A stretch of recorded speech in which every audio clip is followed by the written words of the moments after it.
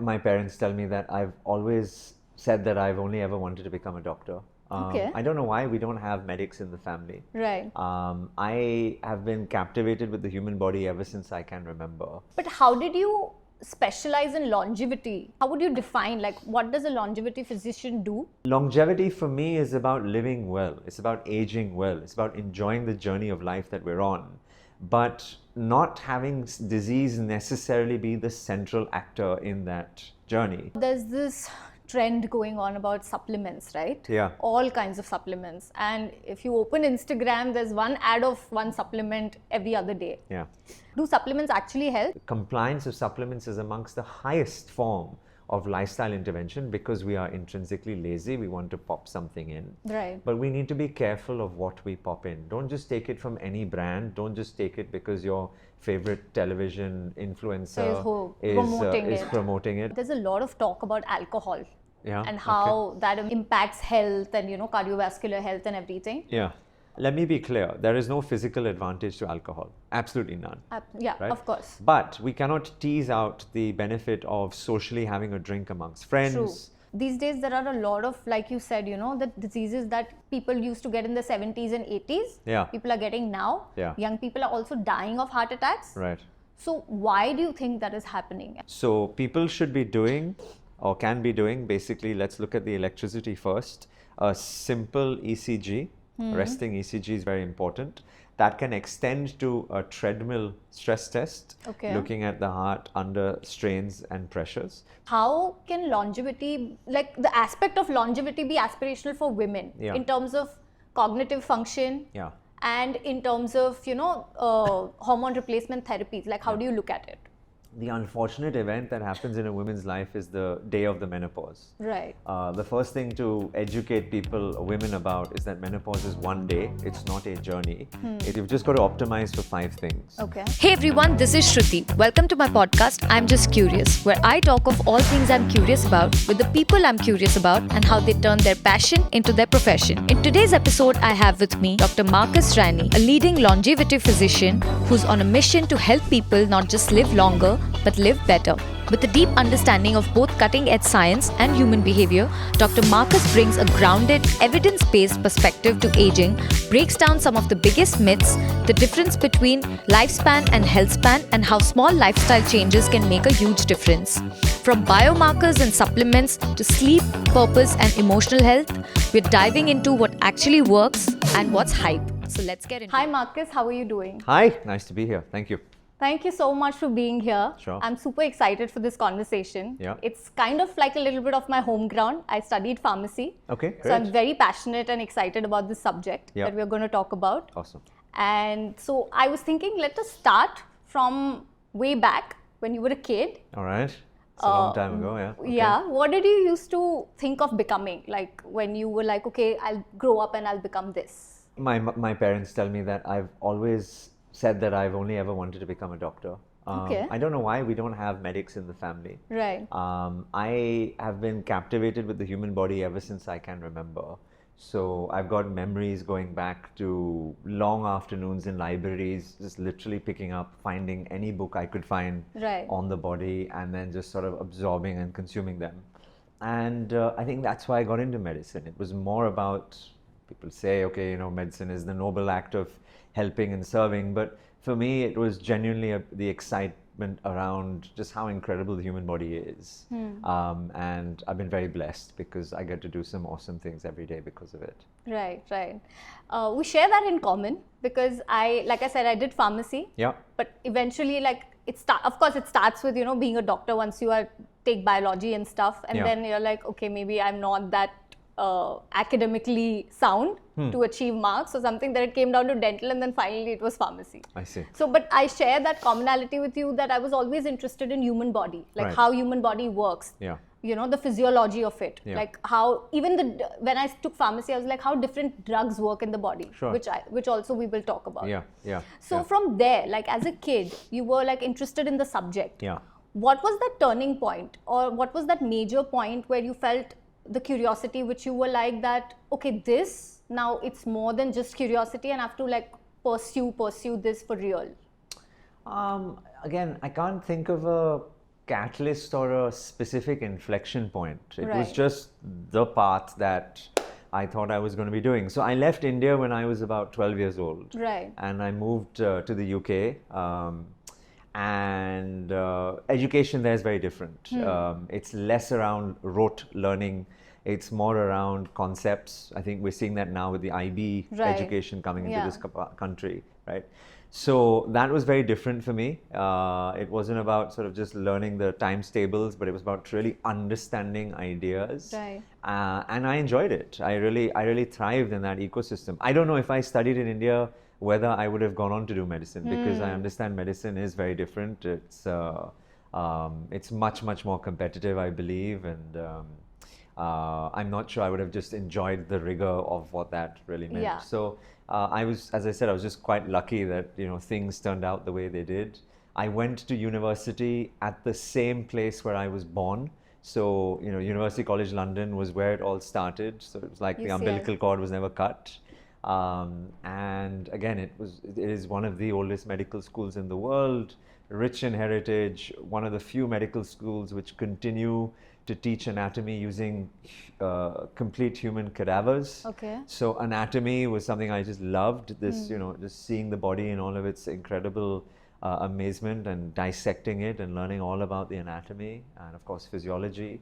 And then in med school, I actually took a break. The UCL, like some of the other medical schools in England, have a program that you can actually take time out and pursue something of academic interest and get a Bachelor of Science degree as well. So I did. I took some time out and I studied physiology as a Bachelor of Science degree. And that went really deep into clinical research and data, statistics, first principles of physiology. And then I specialized in extreme physiology, working with, literally Everest summiteers to fighter pilots, because I was spending time in the Royal Air Force as well. So yeah, it's just the machine. The body is the machine, and how do we push it to the human edge, which is what I focus on. You were in the Air Force? Yeah, I spent 4 years in the did reserve a little forces. research, but I didn't find that you were in the Air Force or something. Yeah, it was great. Med school, walking down a corridor one day at a freshers fair, big sign, learn how to fly and get paid for it. Wow. I signed up. It was great. 4 years, some of my very, very great memories. Got to learn how to fly planes, go on expeditions, do some incredible stuff. So again, grateful for that opportunity. Yeah, that's like most people just dream about that. You got to live that. Sure, So that's great. Yeah. Like you just said that, you were interested in physiology and you studied and took a BSc course and like pursued it. Yeah. But how did you specialize in longevity? Like, what was that thing that drew you to longevity, or was it by accident that you became? And also for some people watching, how would you define, like, what does a longevity physician do? So can you talk about that? Yeah, I came into this space from the high performance world, right? So all of that period of time in the early part of my career, where I got to be part of expeditions to Mount Everest, to the Arctic. I worked at NASA for a while. Actually, my dissertation was looking at the effects of microgravity, so literally zero gravity, on the cardiovascular system, looking at heart remodeling and the changes that happen in the blood vessels throughout our body. So I came at health from that angle. Right. Therefore, the paradox arose, which is when I then finally became a young houseman in the hospitals, in the NHS. First job was intensive care. Second job was urology. Third job was geriatric medicine. There was a paradox in my brain. On one side, I saw the body as this incredible machine capable of literally doing anything on this world and beyond. And then on the other side, I was confronted with frailty, disease, and sickness. Right. That mental model didn't work well for me. So I knew at that point that something had to change. I needed to do something about it. So longevity today is well understood and propagated by many social media influencers, and there is this quest for people who are trying not to die or to extend human lifespan. Yeah. Longevity for me is about living well. It's about aging well. It's about enjoying the journey of life that we're on, but not having disease necessarily be the central actor in that journey, Right. right? So with so many young people today, chronic diseases are happening at a younger and younger Yeah. age group. It could be endocrine and hormonal related, it could be metabolic related. There are so many different things.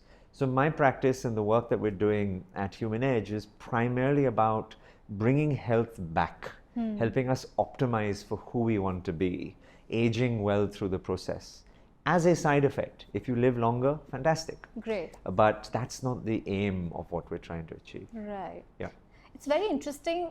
I never thought, or I did not expect you to say that you look at living longer as just a byproduct of what you want to optimize for. Right. But if it ends up happening, it's cherry on the cake, right? Sure.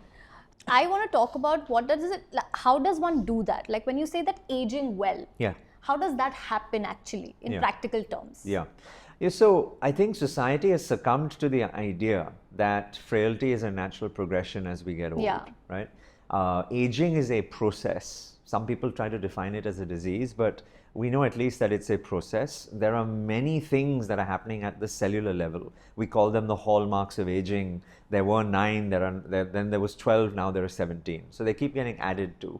But there are changes that happen at the cellular level which start to define this process of aging. And what's interesting is that the speed or the rate of aging can actually be changed. Right. People will want to try and stop it or reverse it, different conversation entirely. But the speed of change can at least be affected. Now, if we're living in a world where we're constantly bombarding the body with toxins, with stress, with environmental pollutants, with poor diet, with lack of sleep, with no movement, everything the body has evolved to not do completely and be the opposite, Yeah. then it's no wonder that aging as a process is accelerating for so many people. And diseases which should be occurring in the 7th or 8th decade of life are now happening in the 3rd and the 4th decade of life. So how do we map that progress? How do we slow it down? Using interventions, primarily lifestyle. I mean, we can talk all about different things if you want to, but primarily it's about living a right lifestyle approach so that the aging process is slowed down and therefore you age well through the act of it. Right, right. I think this is so not the answer that people might be looking for, right? Okay. Just the lifestyle. Right. Because We want a quick fix. Yeah, we Sure. want a quick fix. We want just to pop the pill and Yeah. then something to tell us that, oh, we are going to live longer and live well. Yeah. But when you say lifestyle, Yeah. what are some key lifestyle changes that one can make in Yeah. their life right now? Yeah. Yeah. Irrespective of age, gender, anything, but Yeah. some of those that remain constant across the board Yeah. to, like you said, age well and live better. It's like actually quality of not life. difficult. You've just got to optimize for 5 things. Okay. You've got to optimize for sleep and recovery. Okay. You've got to optimize for how you fuel the machine that you own, Right. What you put in. You've got to optimize for how you move the body. And there are different elements to it. There's aerobic, there's strength training, flexibility, balance, etc. But that's the third critical marker. You've got to optimize for your stress response and your emotional health. And finally, you've got to optimize for relationships, right? Which comes down to connection with people, with the world around you, creating a legacy, having purpose, etc. So if we can optimize for these 5 things, we have achieved 80-90% of the journey of aging well. Right. You can layer it on with all the technology and supplements and gadgets and interventions, etc. that you would like. But let's get the basics right first. Right, right. I believe like those are the things you've also talked about in your book, Yes. At the Human Edge. Yeah. You know, so anybody who wants to dive deep into it Yeah. can definitely get your book and have a read and get to know more about that. Sure, right? absolutely. Also, talk to me about like what is this? Why do you think it's Yeah. so easy and it's Yeah. so simple? Like the answer's right in front of us. Yeah. You know, and it's been talked about since ages. It's not like, you know, something new that we've discovered. Yeah. Our ancestors, our Yeah. religious gurus also, they say that focus on food, lifestyle, move, have good relationships. Yes. We've all known that, right? Yes. But why do you think we are still obsessed with the fact that we just want a lifespan but not a health span? Why do you think that is? And do you see that changing in people? Have you seen that? I have. I mean, I often ask the question when I'm in a room full of people where I ask them to raise their hands who wants to live to be 100. Nobody raised their hands anymore. Really? Yeah. I'm Because surprised. people associate living to 100 with frailty, disease, and sickness. Okay. But if you can talk to them about actually, but what if you could have a life where 100 did not mean that, where 100 was maybe the equivalency of having the energy of a 60-year-old today, right? Yeah. Then the equation suddenly changes, right? People Right. are scared of morbidity and then ultimately a degree of mortality as well. So I think that's very important. So I like to talk about the concept of health span rather than lifespan, right? Bringing health back into our lives. But I've noticed the change for sure.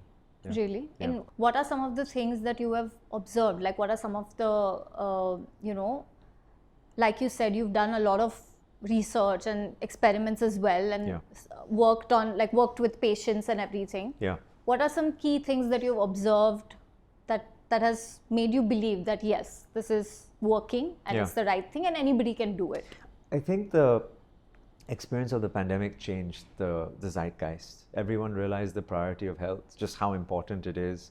There's a great saying by a philosopher, monk, which is that if health is on your side, then you are afforded 1,000 or 10,000 problems.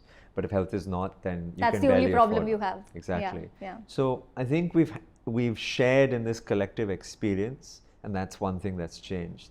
I think the second thing that's changing is the younger demographic, right? The newer generations that are coming and understanding that life needs to be different from what it is or what it can be, and looking at how health can play a major part in that journey for them. I think that's been another change. Thirdly, I believe technology and data has changed how we view, measure, and can track the human body. When I trained at med school, we were lucky to get bloods done with some degree of frequency. Now we have digital devices which are throwing reams of data every single minute. You wear digital devices and they tell you when to sleep, how much to sleep, what to Yeah. I think the problem is still that the data is the hero, so there's a high degree of anxiety for people associated with that. That'll change as the intelligence and the inference becomes the main facet. So these are some of the things which are happening, and I'm seeing change. I think the converse to that, however, or the contrary to that, is that we've replaced some of the spiritual gurus with social media icons. And I have no qualms in expressing my frustration against these, because it's not about what you know. It's about how loud you can shout on social media and who's following you. And that's creating a lot of confusion and overwhelm and mistrust and distrust in this whole space. So we need to break that somehow. Yeah. Also, like you said, there's a lot of noise, right? Yeah. So how does one, it sounds simple, but how does one focus on starting this journey without getting hypochondriac about it? Like you said, people also have anxiety about it. Yeah. So how do you have you had patients where you had to deal with them having that hypochondriac nature?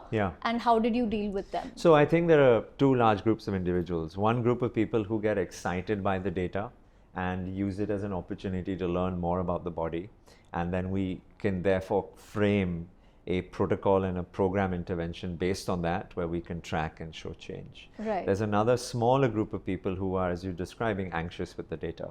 In that instance, then the data is not the hero, and all that becomes the hero is what you need to do. So I look at the data, I'm just asking you to do A, B, C, D, E, and I'll measure and track the change as it goes, right? So you don't have to get into that whole layer, which a lot of people do, which is, oh my goodness, I saw my sleep data this morning, it told me I didn't sleep well and therefore I'm feeling crappy because of it. But I also meant not just hypochondriac, not just in the form of data, but just in general, regarding their general health and wellness. Like, say for example, there are so many people, right? Or we can talk about the latest sensation in the United States who's trying not to die and is obsessed with things, right?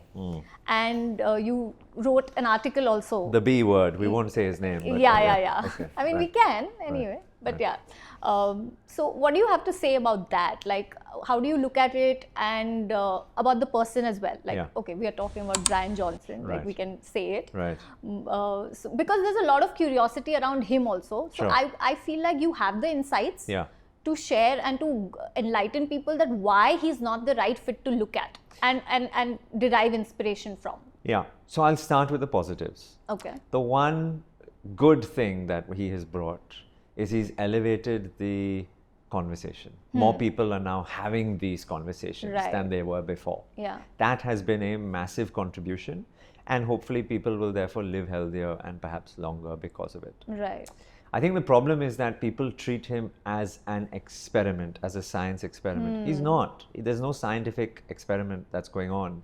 You cannot take an organism of one and extrapolate to everything. That's not a controlled study. There's no control even to compare it against. Right. You cannot take a situation where you have hundreds of interventions happening simultaneously without even knowing what the biomarker of interest is, which, because by the way, there is no way of biological age, there's no one accurate test to measure that. Right. And you can't therefore tease out the intervention versus the outcome. Therefore, forget about correlation or causality in that instance, right? So what he's doing is fantastic for him. You know, all power to him, keep going, you're having fun. Hopefully it all works out and you live healthy Right. and long because of that. But where I worry is that he very publicly talks about intervention X leading to Y, and therefore I, as Brian, am stopping it. And suddenly people are, and this happened this week, which is why I wrote so vehemently about it on Yeah. social media, which is where people then reach out and say, you know, doc, I happen to be on that medication. Do I stop it now Yeah. as well? Yeah. Right? And his claim, we don't know what is the intent of that claim or refute. Right. And certainly there's no science, strong science to make that. And therefore it worries me that he has now a pedestal to shout so loudly, and many other people might be affected negatively through True. that process as well. True, because Yeah. it's just one of a kind, right? Yeah. You have no control or reference to compare it to. Right. So then it doesn't make sense. Yeah. I agree. Yeah. Talking about biomarkers, Yeah. what are some of the biomarkers that one can track, Yeah. men and women, Yeah. for, to avoid certain diseases like Yeah. breast cancer for women and, cancer for different kinds of cancer for men as well, Yeah. as well as other diseases, not just cancers. Yeah. What are those biomarkers that are like, those are the standard, like Yeah. if you check those, Yeah. you're sorted, like a little bit. Well, I wish there was a short list of 5 that I could say. The truth is, it's probably much longer than that. Okay. I like to look at the body in terms of systems. So let's say you have a cardiorespiratory system, you have a metabolic system, you have an immune system, you have an endocrine system, etc. So roughly speaking, there are about 10, 12 systems in the body. Right. And then for each of those systems, one tries to find the most appropriate marker to give us an Okay. indication on how well that system is. Now, the reality of that is that there is not one marker representative for the entire system. Right. It's usually a collection of 6, 7, 8 of them perhaps, right? That's number one. The second thing to appreciate is that there are very few markers which I describe as integral functions. By that I mean that multiple things are happening to give a more holistic view of that entire system. Right. Typically when we're measuring things, let's take a Can you give an example? I'll give an example. Yeah. Let's take the metabolic system, Okay. right? So the metabolism is basically the act of the consumption of food, breaking the food down from its constituent parts, and then building something because of it. Right. So when we look at metabolism, we want to understand the metabolism of carbohydrate. We want to understand the metabolism of protein. We want to Krebs understand, cycle. yeah, exactly, in the Yeah. carbohydrate side of protein, fats, etc. Right? So in carbohydrates, people are very well versed with measuring their fasting blood sugar. They're also much more versed now with measuring a 3-month measure of that, which is the A1C, the glycosylate. But then there are other markers like fasting insulin levels. That's an important one. Okay. Because fasting insulin is actually an earlier signal. As you develop insulin resistance in the body, your insulin level will start to rise in a fasting In a state. fasting state. Yeah. Okay. And that's a precursor to then developing diabetes. Right. So the A1C will shift much later. The fasting insulin level will actually shift earlier. Right? So fasting insulin is a very important measure when we're assessing the metabolic health of an individual. Right. But this is only looking at glucose or carbohydrate as a pathway. Got it. For fats, we would want to look at ketones. For proteins, we may want to look at albumin and the urea cycle, etc. Right? So my point is that a person should undergo, at a minimum, a fairly comprehensive health check. That's important because just like you get your car sort of serviced every year, you want to make sure your body gets serviced every year. Right. And getting a comprehensive health check is an important one. And that will include a panel of bloods, that will include some basic diagnostics like imaging, that might include some more specialist or specialized tests based on a person's history, etc. So that's an important thing to do every year for people. Right. Yeah, yeah. I also want to talk about, like, you just said that there are these different systems and there Yes. are different biomarkers for different systems. Yes. I think one of the things that people also, a lot of people are affected by it is the cardiovascular health. It's largely prevalent everywhere, like across the world, right? Right. The cardiovascular issues. Yes. And the heart health. Yeah. So what are those things for cardiovascular health that you feel like? Also, I also want to talk about, these days there are a lot of, like you said, the diseases that people used to get in the 70s and 80s. Yeah. People are getting now. Yeah. Young people are also dying of heart attacks. Right. So why do you think that is happening, and how can we optimize and take care of that? Okay. So when we look at the cardiovascular system, we primarily divide it into the heart as a muscular pump and the vessels which then provide that flow of blood to the rest of the body. So we want to be measuring both elements of that. When we look at the heart, my simple brain divides it into the physical structure of the heart, the electrical activity which is there in the heart, and then we want to measure some of the blood-related changes which are important. So people should be doing, or can be doing, basically, let's look at the electricity first. A simple ECG, resting ECG is very important. That can extend to a treadmill stress test, looking at the heart under strains and pressures. So that sort of covers the electricity. If someone has an abnormal heart rhythm, then they can wear a device on their chest which tracks the electricity over the course of a few days. We call that a Holter monitor. Okay. Right? So 3 days or 7 days as a Holter monitor. That will give us a pretty good idea in terms of the electricity of the heart. The second thing we want to do then is measure the structure of the heart. So a 2D echo, ultrasound, basically an echocardiogram, will look at the heart walls, the heart valves, the vessels, the contraction, etc. So that's a good basic test for people to be doing, and it will give people information. And the third aspect that we want to measure then are the blood vessels that are there in the heart. Right. So a simple test to do is what's called a coronary calcium score test, the CCS. So For the mild cholesterol. X-ray. No, this looks at the buildup of calcium, hard plaque in the vessels of the heart. Right, right. You can also then do a carotid Doppler. So these are the carotid arteries that then go take blood from the heart into the brain. Okay. And again, it's an ultrasound test. It basically tells us whether the carotid arteries have any buildup of plaque in them, the diameter. So these are simple tests to do. If there are any abnormalities there, the doctor may then say, okay, it's time to do a CT angiogram, which is where intravenous dye is inserted either into the arm or into the femoral artery, femoral vein. It then goes into the heart, and then we can look at the vessels, looking at the colors. Based on how it travels, and That's it gives exactly you an it. idea. Yeah. Okay. Yeah. Okay. Yeah. So this is sort of the workup that's required from a cardiovascular perspective. And typically, I think anyone around the age of 30, it used to be 40. When people turn 40, I would say now do all of these tests. How frequently? So the stress test, the echocardiogram, the ECG can be done every year or every other year. Once a year is fine. Exactly. The other tests, if they're normal, you can then repeat them every 3 years. Okay. Until some sort of finding is there. Right. And then there's a whole bunch of blood tests that we would do to complement that. Your bigger question is, why are we seeing an earlier incidence or a growing incidence of people suffering from these events at a younger and younger age? I don't think there is enough of a consensus on the data. I can't sort of stick my hand up and say it's because of this exactly. I think two things are happening. One is there is definitely a macro deterioration in lifestyle, from sleep to steps to stress and environmental pollutants. All of that will have a role to play.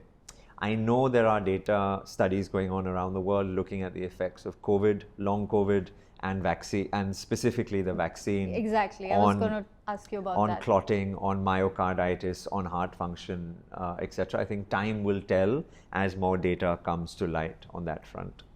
I think the other element is the what we call observer bias, which is you think an event is more frequent when you see or you hear about it more often. So in a hospital, you automatically think everyone has diabetes or heart disease. You compare that to the population outside, that might not necessarily be the case. So because of the propagation of these stories on social media, etc., we might be hearing many, many more of them than we typically had previously. So I think there are these different factors at play. I suppose the good news is that we're all much more aware about these things, and I'm hoping that people, by watching conversations like this, will go out and get tested and be protected for it. Yeah. About this that you just said, that when you check heart health, these are the 3 different segments in the heart that you have to check for. But out of these 3, is there any one that's more important that to check for? Because I feel like for somebody, it might not be possible to do 3 tests, you know. So what if, like, you can say, like, okay, 1 test also if you do once a year, it's fine with you. What would that be? No? Doesn't work that you can't comment on. There's often no necessary association between the 3 either, so they're all important. Okay, great. And also, again, about that, I wanted to ask, like you said, there are systems in the body and different biomarkers for different systems. Have you also seen any study or any research finding where you've observed that one system is dominating and few biomarkers from that system are dominating the others?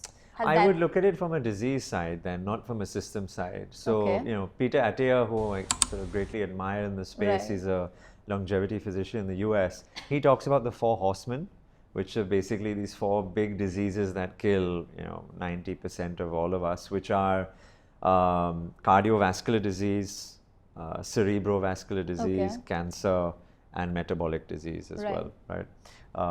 So if we look at it from that perspective, and then we want to screen for those particular diseases, then that's an effective strategy to employ in a resource limited setting, where you basically either it's time, money, or bandwidth, where you would want to just choose the few tests. You would at least want to rule out for those big ones. Also, like you said, you brought up COVID and vaccines, right? I also want to talk about how does that work in our favor or make us as population feel better as to, because there are a few people claiming that vaccines have increased the chances of, you know, heart attacks in people. There are studies, and even in London a few cardiologists have come about and spoken about it, that we surely think that there is a link in rise of heart attack, increased heart attack after the COVID that has happened. So what is your point of view on that? How do you look at it? And how do you say that the vaccines that were designed to keep us safe now are, you know, it's becoming counterintuitive for us to feel like that, okay, should we even consider taking this the next time, you know? How do you look at it? That's my worry about even putting an answer out there. Let's remind ourselves of where we were. For the first time in history, our entire species was in lockdown. We had no treatment. I've had COVID probably 3 or 4 times. The first time I had it, I was very sick with it. It was serious. We've all known people that we've lost through this, right?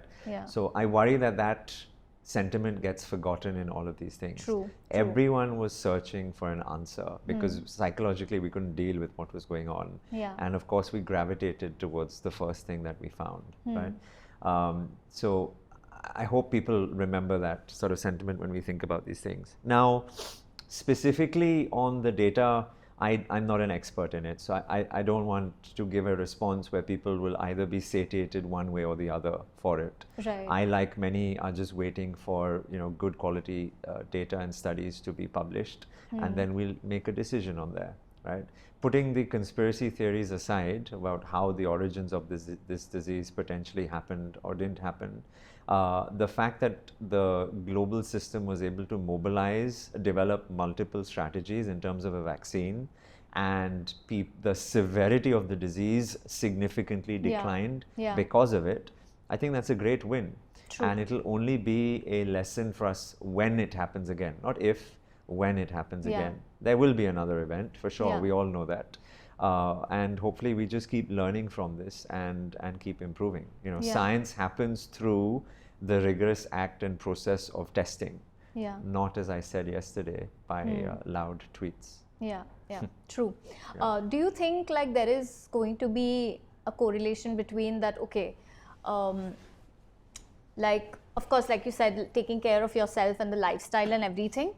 So that will become more solidified in terms of, you know, that, okay, then you can just take care of yourself in that way, and then no matter like how many years later the pandemic comes. It really depends on the nature of the next insult, right? What we saw specifically with COVID is people who are metabolically fitter, less obesity, diabetes, chronic diseases, etc., fared better, right? That was the nature of the last viral insult. We don't know what's going to come next. Certainly, if you are healthier or have a higher health platform, you are hopefully going to be better protected, but we don't know what the next stage is. Right. You also train, like you also are a coach for the athletes, right? Olympic athletes. You also do that. Plus you talked about your adventurous side, and you love to do all sorts of things like running a marathon to climbing a mountain and all sorts of things. How is that different from, say, like if somebody is watching and if they are like, one person is an athlete who wants to become an Olympian, but there is one person who does not want to become an athlete, but still wants to take care of himself. What is the difference? Like, how do you define that, okay, this is what is used for an athlete and this is what will be good for a normal person? Great question. So the process of optimization remains the same. Both of them are looking for an optimal result.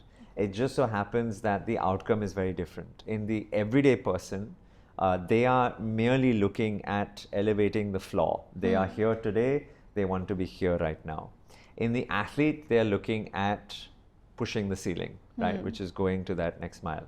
Now, everything in life is a trade-off. There's always a cost versus a benefit. And specifically for athletes, they know this. I mean, I counsel them, we have these conversations, that the act of optimization to really push the ceiling to your maximal limit will come at a cost.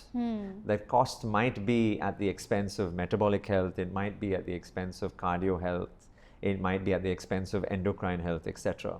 But the athlete is doing it because for them, the importance and the aspiration of that gold medal or that trophy is at that point in time much more greater for them. Right? Practically speaking, we see that individuals who are pushing the body in professional sports, once they stop playing the sport, typically start to see metabolic disease happening faster. They're just used to consuming more calories and they've sort of burnt through a lot of calories in that period of time. We see, of course, the natural wear and tear on joints, etc., that happen. In women, in female athletes, especially with endocrine changes, typically there is subfertility or infertility which might result. They have changes in their menstrual cycles because of it. And they manage it, but they manage it knowing that it's coming at a cost for the benefit of potentially winning that particular medal. So it's an important point. And again, Peter phrases this really well, which he says we can serve one of two masters. Either we serve the master of high performance or we serve the master of longevity. True. I also want to go back to the biomarkers point for a second. There are biomarkers and there are like things that were relevant, like to study, like say for example telomere lengths, right? Those were the indicative of good health, immunity, different things, right? And now what do you see emerging as new biomarkers in your studies that you have found, as well as how relevant are the old ones? Okay. I think it's a good time to talk about biological age calculators. The length of a telomere for many years, in fact, is still propagated as a tool to measure how old you are. The idea being that as you get older, your telomeric length shortens, and therefore if you can measure it or reverse it and extend it, suddenly you're biologically younger. Right? That's primarily been disproven now by the scientific community. Right? There are other biological age clocks available out there. A great self-experiment done and propagated very well is by Matt Kaelin. Matt Kaelin is a professor in the US, and he actually studied many of the commercially available home-based biological age clocks on himself, repeating it over a period of time. What is this biological age clock? So some I've of never them, heard clock. So clock as in it tells you your age, Okay, right? okay. It's a saliva test or Got it's a it, blood got it. test, etc. Right? And you know, there was complete disparity between the different versions, and even using the same company, different kits gave very different outcomes as well. Right. So what we know therefore is that there is very low reproducibility and very low accuracy. So I'd throw all of them out of the window. People often come to me with a clock, or in fact even in our clinic we measure biological age with one of the more popular ones. I tell people up front, this is a vanity metric, right? I'm not going to base my decisions of what I do for you based on this particular number, right? Instead, I rather look at what you and I were talking about earlier, which is the functional measures of health. Right. What's your cardiovascular system doing? Your VO2 max measurement, your resting heart rate measurement, your imaging of all the stuff we spoke about, your lipid levels, your lipid profile, your biochemistry, your hemoglobin levels. This is telling me how good the function of your cardiovascular system is, and that will direct the intervention. That's more important to know rather than the biological telomere length or any of these other things. Okay, great. Yeah. Great. Also, I want to talk about, like, you know, there is a lot of conversation about longevity and everything. Yeah. But I think a lot of my audience is women. Okay. From between the age of 25 to 34. Okay. And I'm sure everyone would love to know that longevity for women specifically comes with a lot of challenges. It does. More than men. Yeah. Right? Yeah. With the hormones and everything. And there are new replacement therapies that are coming up, like hormone replacement therapies and everything, which are very new. In the US, people have started to put people on it. Yeah. But in India, it's still fairly new. Yeah. So talk to me from that angle, like how can longevity, like the aspect of longevity be aspirational for women in terms of cognitive function and in terms of, you know, hormone replacement therapies, like how do you look at it? The unfortunate event that happens in a woman's life is the day of the menopause. Right. The first thing to educate women about is that menopause is one day. It's not a journey. It's 12 months after your last menstrual cycle, right? That's your menopause. It's just one day. That is the day of menopause. Have a cake, celebrate it, right? Okay. Make it a life event. Okay. Everything before that is your perimenopause. Everything after that is your postmenopause. Okay. When we look at Indian data versus Caucasian data, the average woman in the western part of the world will have or reach menopause around the age of 51 to 52. Okay. Women in India and South Asia generally have that 7 to 8 years earlier. Earlier? We don't know why. Okay. There are lifestyle probable changes, genetic probable changes, etc. So number one, it happens earlier here. So maybe running by that maths, between 44 to 45 years of age. That early? Yeah, compared to what's happening overseas. The second thing to know is that the period of perimenopause can in some instances be 6, 7, 8 years as long, right? So it's not unknown for a woman, and I'm using these numbers because of your audience, for maybe one of your audience who's in their mid-30s to start to have the development of some of these changes and signs, right?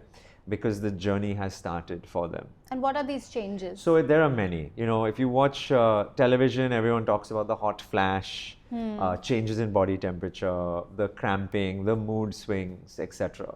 But there are many, many different changes that happen. I always direct people towards a great online resource. It's called the Green Questionnaire. It's spelled like the color with an E at the end. It has about 50 to 60 questions, which covers all the various symptoms which might occur, and it gives you a score. And you can do that with a degree of frequency to see what your score is how your score is changing and which clusters are beginning to change. For many women, it might be cognitive changes, brain fog, stress, anxiety, depression, mood changes. For other women, it might be physical. There might be weight gain that's suddenly happening, inability to gain muscle, bone loss, all of these things. So, you know, there are many, many different symptoms which may occur. Now, the reason I'm so passionate about it is, number one, I'm at the age where my wife and her friends are all talking about it, right? So it's really important that we do something about it. We need to do something about it for two reasons. Right. One is to alleviate the symptoms. There's no reason why a woman should suffer. Go through that, exactly, right? Yeah. just because it was used to be the way, Yeah. especially because we have potential interventions. Right. The second is it goes to your point of longevity. Up until the stage of a menopause, a woman is typically at an advantage when it comes to a man. They are protected from many diseases. After that point in time, there is a sudden acceleration towards the decline, right? Bone loss dips very significantly, muscle loss dips very significantly, and cardiovascular disease rises very significantly. Estrogen and progesterone seem to have a beneficial protective effect for women across these different pathways. So I look at BHRT, biologically identical hormone replacement therapy, as a mechanism to alleviate suffering today, but protect the woman in the long term. Now, when I went to med school about 20 years ago, we were taught HRT is wrong, it's bad, because of the Women's Health Initiative study, which came out of the late 90s in the UK. That data and science has now been sort of flipped around on its head, has greater study has happened. And now the instance is that a woman should be on HRT unless there is a reason for her not to be, to take specifically. Got And it. even then, if it's something as significant as breast cancer or uterine cancer, it can be done with a managed, in a well-managed situation with the right experts. Right. We don't have enough of them in India, but that's changing. Awareness is building. Yeah. Education is changing. The conversation is happening now. Exactly. And the interventions are becoming more available, whether it's creams or patches or pessaries or injections. We have estrogen, there's progesterone, there's thyroid replacement, there's testosterone replacement. All of these form part of BHRT for women. There's seed cycling, there's food items, there's lifestyle changes. There's a lot that can potentially be done. And women should be empowered to ask questions. They should be educated to be made aware of it. And they should be therefore having the accessibility to engage with these things as needed. Right, right. How available are these things at present for women, and what age do you think one should start? It's not about age of starting. The age, or rather the decision around starting, needs to be done by a medical profession based on the information. So you can do blood tests, you can do your pap smear, your mammogram, ultrasound of the abdomen and the pelvis, and of course a very detailed biochemistry and hormonal assay. These are the data points that the doctor, either the gynecologist or the endocrinologist or the functional medical doctor, will use to make a decision. Now, the availability of HRT or BHRT is still low, in my opinion.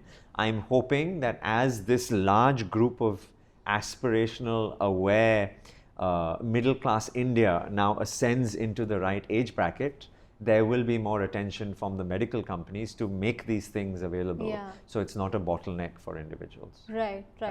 And also, what do you think, like, first of all, when you say HRT, what is actually happening, so that somebody listening to it, I don't think most people would know that what is actually HRT or BHRT, and how does it work, what is happening.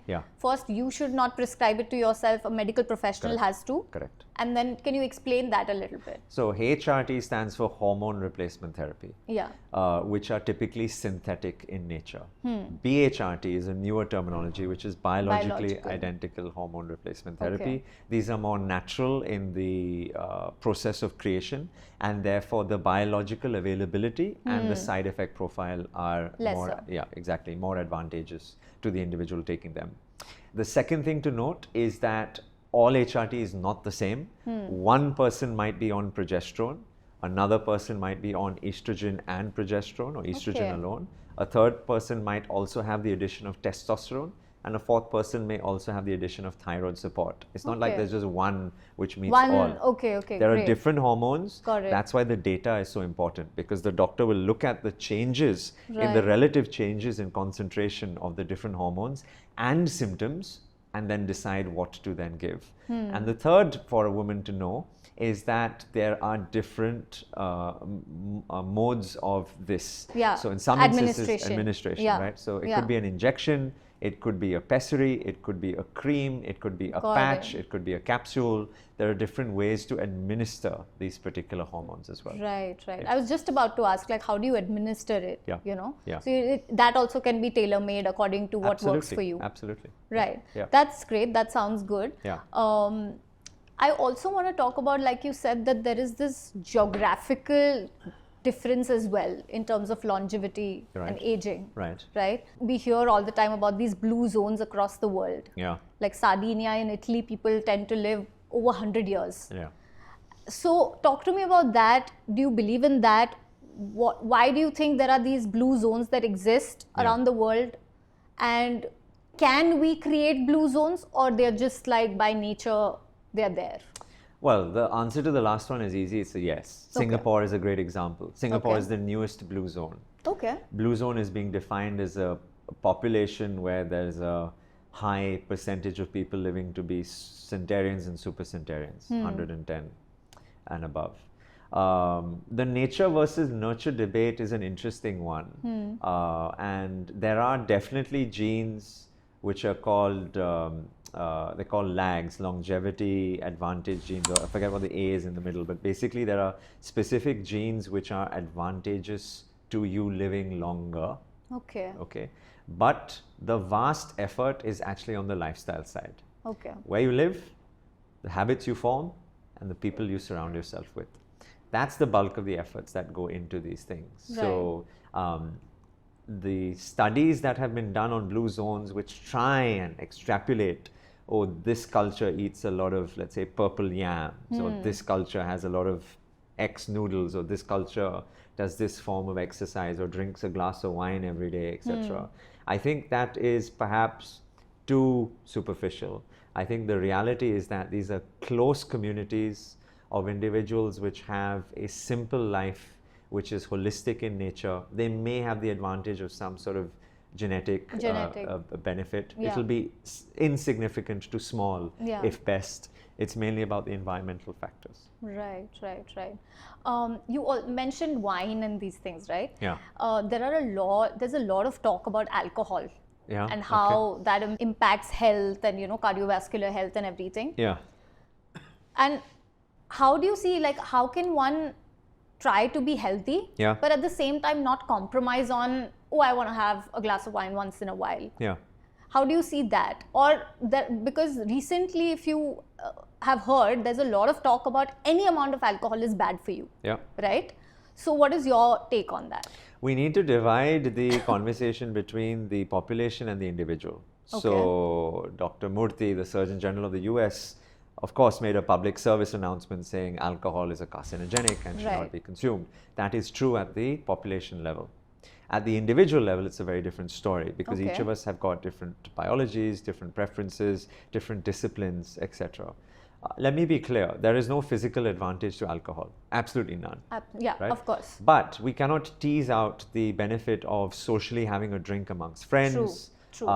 And the potential longevity gain that brings. The emotional well-being that it brings with it. So a drink every now and again is completely subscribed to in our house. Okay. And it's celebrated, in fact. Okay. But, do you need to be drinking every day?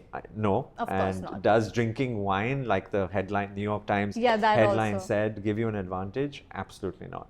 Okay. Yeah. See, that's because my brother keeps telling that, he lives in France. Yeah. And Lovely. he keeps telling, he loves wine and everything. And he teases my mom, because my mom never has had any alcohol in her life. Right. So he just keeps teasing her that it's good for the heart, you should have it. And recently this study came that it does nothing to the heart. It's a marketing gimmick. The French and Italians drink every day, but they also, plow the fields, eat great quality food, have rich omega-3s, deep conversations. So we forget that there's all those aspects as well. It's not just the glass of wine. The glass of wine. Yeah. Plus, the food that they eat is made fresh. Like, here if you eat a pizza, as opposed to if you eat a pizza in Italy, it's going to be different. You won't feel that heavy. You won't feel, that stomach issue like the next day or something with the pizza. Yeah. So they have all those advantages and things working for them. You're making me hungry now. Yeah.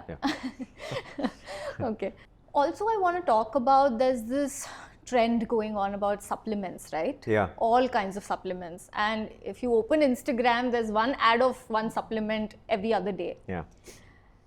How do you think these IV supplements help, first of all? These NAD, NAD+, all of that.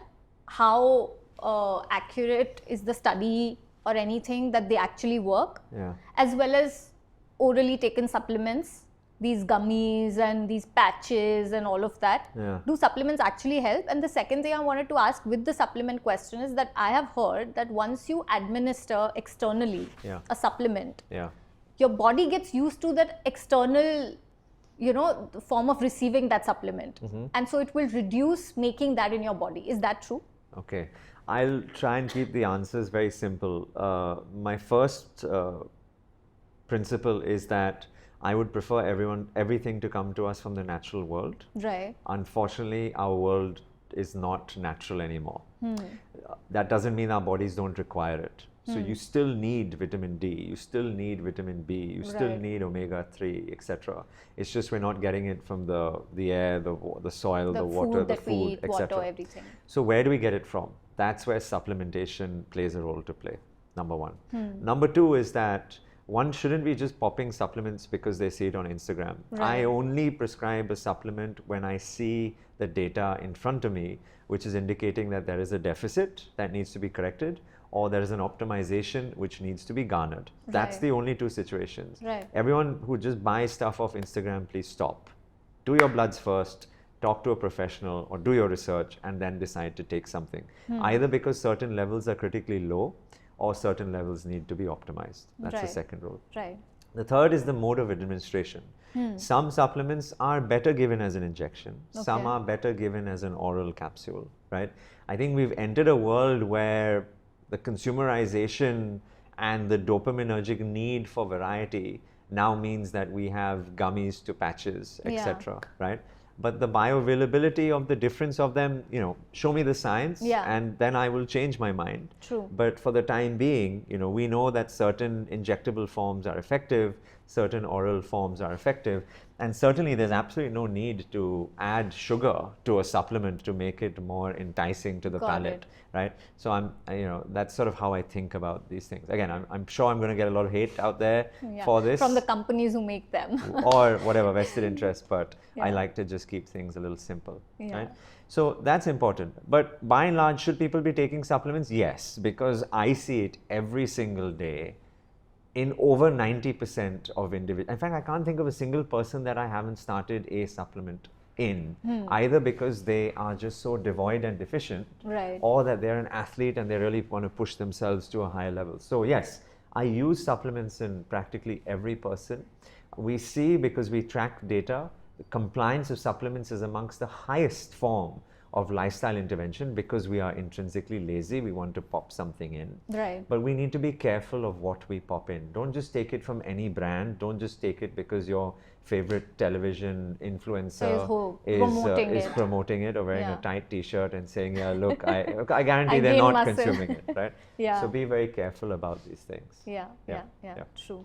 Also, there's a lot of talk about fasting and intermittent fasting. Yeah. And when done right, it causes like autophagy and cell death. It promotes that, which is like overall good for you. Yeah. What is your take on that? How can one use fasting to optimize their longevity and health and wellness in general? Yeah, I like fasting. I just think we need to be practical with it. So again, I know your audience is mainly female. Yeah. It's much harder in women. There is the hormonal change that happens through the course of the month. And then of course there are the changes which then happen under that at sort of a macro level from peri-menopause and post-menopause. So it's much easier to see results in a man than it is for a woman. The reason why fasting works, essentially, number one is the net reduction in calories that we are consuming. Okay. Right? The time windows have a role to play, but I think too much attention and science gets given to the time window when the real benefit is actually the net reduction in calories. Right. We're just all consuming way too many calories that our bodies require. So it's an effective way of just stopping the calorie, right, from going in. Now you can extend the windows, you can play around with what's called metabolic flexibility, therefore encouraging the body, as you know, to switch from the Krebs cycle to the beta oxidation of fat. So going from carbohydrate to fatty store burning, and then autophagy, which is the cleansing process, and the stem cell regeneration and all this stuff. Again, a lot of it I think is social media driven. Keep it simple, reduce your net calories, bring your dinner early. Okay. Don't skip your breakfast, bring your dinner early, delay your breakfast by a little bit, opens up the fasting window. Right. That will give you a good benefit to the body. Right. Every now and again, spend some time without eating. You know, skip a meal. You're not going to die. Your body is going to become much more resilient because of it. Yeah. And generally, you'll become much healthier. Your metabolic system learns to therefore burn fat. We lose visceral fat. We lose adiposity. Fasting insulin levels correct themselves. Inflammation levels go down. Hormonal levels improve. All kinds of stuff happen. Yeah. Plus mental clarity, right? Absolutely. There is a lot of talk about mental clarity. Yeah. That a lot of musicians also, they like make creative people also, like they do a lot of stuff fasting. I just want to talk about, like you said, that keep dinner early, and I've heard a lot about that. I personally am not able to do it. Okay. How badly does that impact health? Like, I'm able to fast, like I'm able to delay my lunch and brunch and breakfast. Like if I wake up at 9, I'm able to go without food till 3 p.m. Okay. Which is like a normal for me. It's not like I'm damn hungry. But then I'm like, okay, now I'll eat. That's like my normal. So what happens, especially in women, it changes as you get older. Right. The stress response which kicks in, Okay. high cortisol in the morning because there's no calorie demand being met, raises the inflammation levels and can play around with the hormonal changes as well. So specifically for women, you know, the idea of bringing the dinner up and not creating that high stressed internal state of inflammation and cortisolemia in the blood is a good thing. Now, the lesser of the two evils, however, is to of course do what you're doing, because it's at least a practical lifestyle change that you can make, right?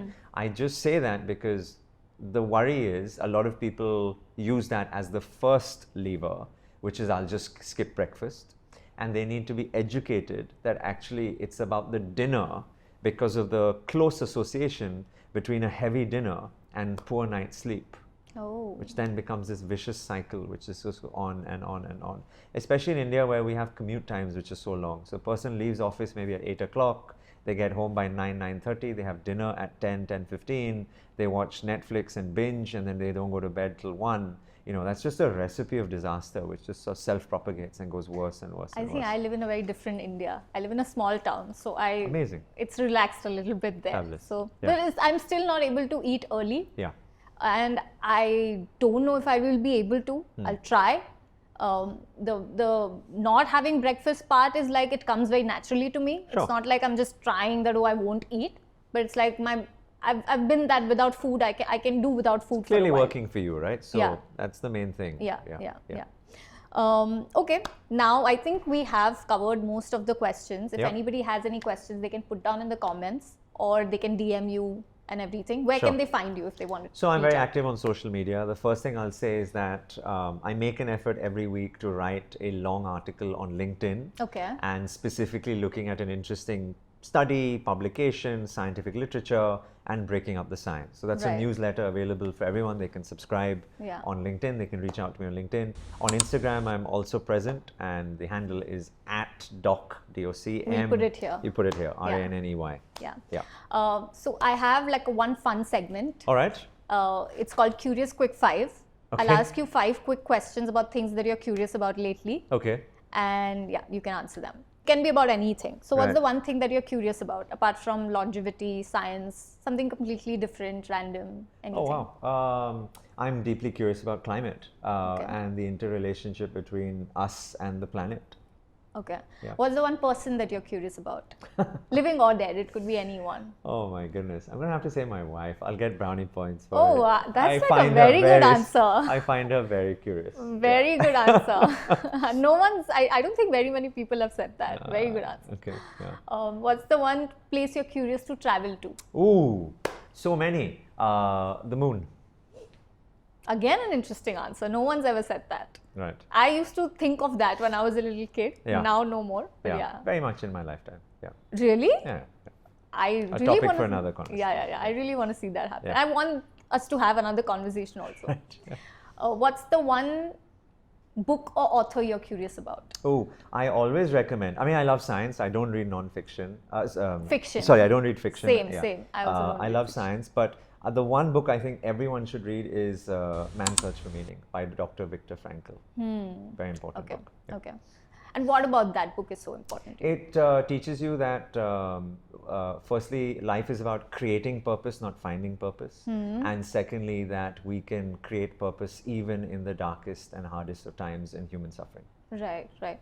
What's the one technology that you're curious about? Ooh, it would have to be my favorite right now, which is OpenAI's ChatGPT. I'm constantly playing with it, Yeah. very excited by it, and seeing how it can help society. Yeah.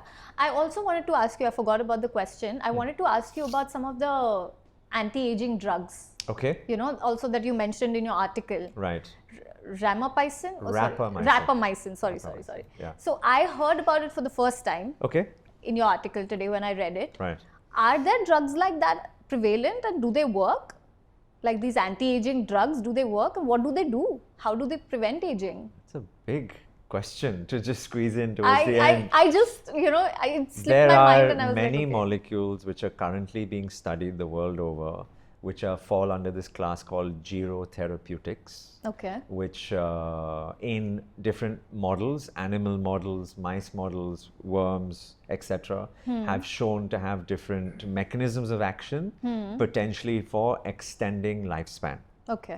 The most studied, or one of the most studied drugs in animal models showing the highest degree of excitement amongst the scientific community is rapamycin. Rapamycin has been available for clinical prescription for many years because we use it to suppress the immune system.